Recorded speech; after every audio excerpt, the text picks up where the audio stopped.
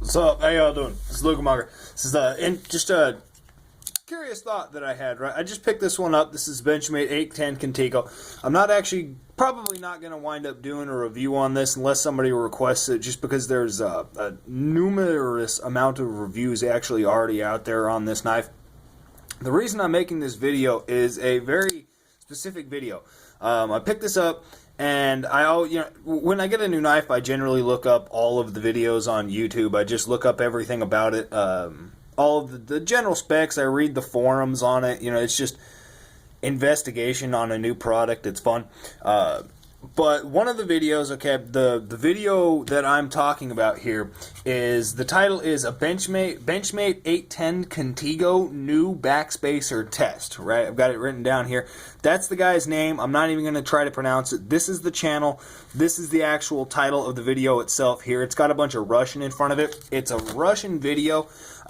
So the guy's not speaking English in it. But what happens, right, is he's testing the backspacer. Or he's testing the glass breaker, excuse me. He's got a piece of metal laying on a block, a wooden block, which is actually, first off, just a horrible way to test a glass breaker. But regardless from that, what happens is the backspacer breaks, but that's regardless. The axis lock actually disengages and cuts him.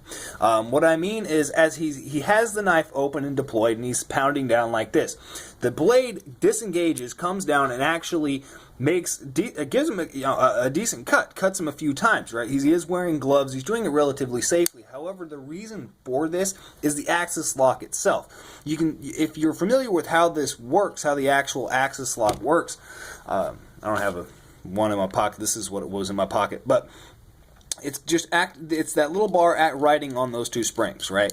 And if you're savvy with physics, you probably already know what I'm getting at.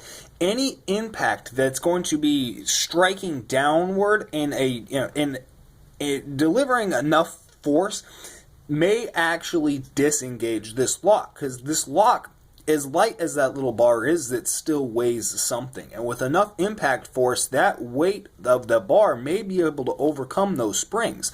And when you're impacting downward, the weight of the blade is going to want to close, right? So you're getting all of that downward force, basically throwing this blade downwards into your hand. I'm not saying it's going to happen every time, but it is a possibility. So the glass breaker on an axis lock, that's questionable.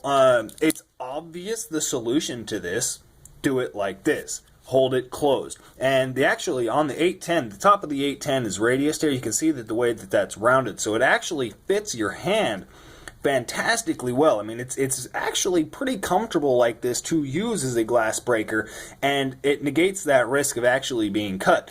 But it comes into more defensive scenarios, actually. Just a pommel strike, right, with something with an axis lock may be detrimental. I mean, if you're using this as a defensive weapon and you give somebody a really good hit, you know what I mean, on a harder surface on the top of their head, it seriously may disengage that lock. I don't know. I don't think that's going to happen. I do carry a Benchmade. Obviously, I love the axis lock. It is my favorite locking mechanism out of all of them that are on the market right now. But it is just a little bit of a concern. I just wanted to get that question out there. Y'all have a good one.